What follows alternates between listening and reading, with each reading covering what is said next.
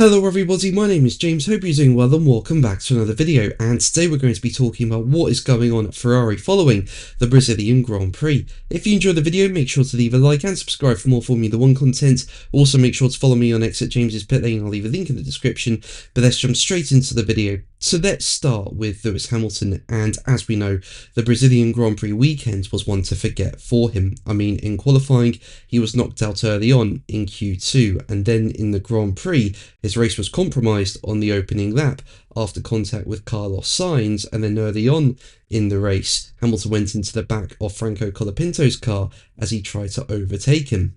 Hamilton lost his front wing as a result, and although this was replaced, he lost enough downforce following the incident for Ferrari to retire his car. And speaking after the race, Hamilton said, as quoted by the race, "A weekend to forget. It's a shame because I love Brazil and every single person in this team. They turn up every week and give it their absolute best, and to come away with nothing, to not finish a race, second time in the year, is really devastating. I feel terrible for the team. I'm sorry for my part in qualifying, putting myself in that position. We'll get back up tomorrow and give it another go."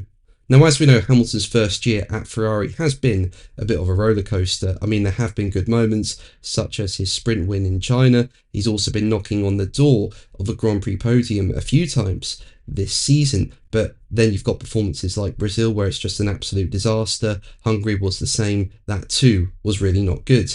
And speaking to Sky Sports F1, Hamilton detailed the toll this season has taken on him, with him saying, "It's a nightmare. I've been living it for a while. The flip between the dream of driving for this amazing team and then the nightmare of the results that we've had, the ups and downs, it's challenging. Tomorrow I'll get back up, I'll keep training, I'll keep working with the team. I really wanted to get them good points this weekend, but I'll come back as strong as I can in the next race and try to recover." Now, the Brazilian Grand Prix weekend wasn't just bad for Hamilton, it was bad for Ferrari in general. They just did not have the pace that weekend. I mean, in the sprint race, Charles Leclerc and Hamilton only finished P5 and P7, and then in the Grand Prix, as I said, Hamilton did not finish, and his teammate Leclerc also did not finish. He was crashed out after a safety car restart. And the weekend dropped Ferrari from second in the Constructors to fourth, 36 points adrift of Mercedes and 6 behind Red Bull, which is effectively a one-car team with Max Verstappen. Now, this came on the same weekend Ferrari sports car operation won the World Endurance Championship. In the same season it triumphed at the Le Mans 24 Hours. And speaking at an event for Milano Cortina 2026, the next Winter Olympics, Ferrari president John Elcan was reported as calling Brazil as a big disappointment, with Elcan going on to say, as quoted by the race, "If we look at the Formula 1 Championship, we can say that on the one hand, we have our mechanics, who are basically winning the championship with their performance and everything that has been done on the pit stops. If we look at our engineers, there's no doubt that the car has improved. If we look at the rest, it's not up to par.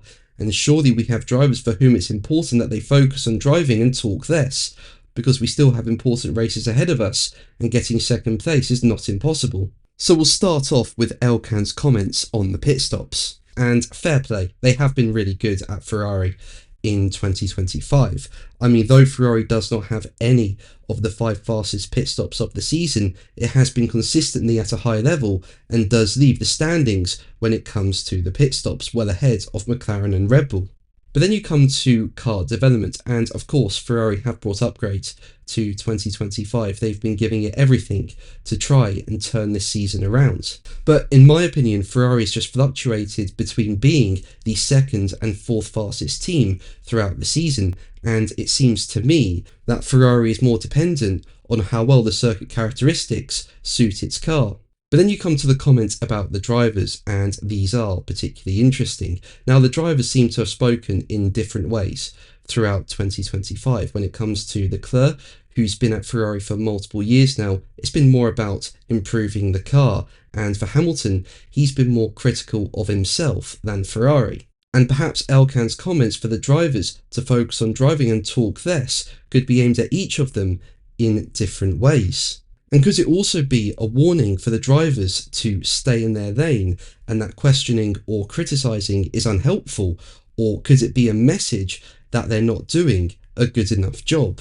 I mean, who knows, but in my opinion, Elcan also implied that the F1 team is fracturing when he said that what happens in the WEC shows that when Ferrari is a team, we win, with Elcan going on to say, as quoted by the race, winning both as manufacturers and as drivers is a wonderful demonstration that when Ferrari is united, when everything is together, great things can be achieved. But that's going to be the video from me today. Thank you ever so much for watching. Make sure to like and subscribe for more videos, and until the next one, take care. Bye.